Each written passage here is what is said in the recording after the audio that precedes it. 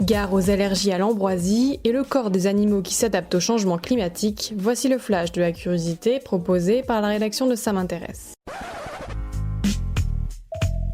La différence entre l'homme des cavernes et nous, c'est le résultat de la science. Et ce n'est pas une opinion, c'est de la science. Notre monde n'est pas si moche. Alors que la saison des pollens touche à sa fin, les allergiques ne sont pas encore tirés d'affaire en France. Le réseau national de surveillance aérobiologique met en garde contre le niveau encore très élevé de risque d'allergie au pollen d'ambroisie dans une grande partie du pays, de Nevers à Nîmes. Malgré les récents orages, les pollens de cette plante envahissante originaire d'Amérique du Nord restent dans l'air et causent donc des désagréments pour 1 à 3,5 millions de personnes en France qui y sont allergiques. Sachez que tout le monde peut agir contre sa prolifération en apprenant à la reconnaître avant qu'elle ne fasse des graines pour l'arracher ou la signaler sur le site signalement-ambroisie.fr. Super, j'adore. Alors écoute-moi bien, je vais essayer d'être clair avec toi. Ouais, génial.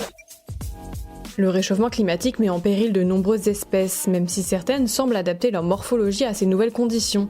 C'est ce qu'avance une étude publiée dans la revue scientifique Trends in Ecology and Evolution. En analysant des dizaines de travaux, les chercheurs ont remarqué que l'évolution du corps de certains animaux était étroitement liée à la hausse des températures. Selon les espèces, certains ont ainsi vu la taille de leur appendice augmenter. Or, le bec, la queue ou les oreilles sont en effet essentiels pour réguler la température interne du corps et évacuer la chaleur chez ces animaux. Le bec de plusieurs espèces de perroquets australiens est ainsi 4 à 10% plus grand depuis 1871, tandis que la taille des ailes d'une chauve-souris d'Asie a augmenté de 1,64% depuis 1850. En parallèle, la Terre a elle pris 1,1 degré supplémentaire. Reste que ces bouleversements morphologiques pourraient être liés à d'autres facteurs et que des études à venir devront confirmer si le réchauffement climatique en est le premier responsable. Voilà, c'est tout pour aujourd'hui, on se retrouve bientôt pour un nouveau flash. En attendant, vous pouvez retrouver tous nos épisodes sur les plateformes de podcast Spotify, Deezer et Apple Podcasts.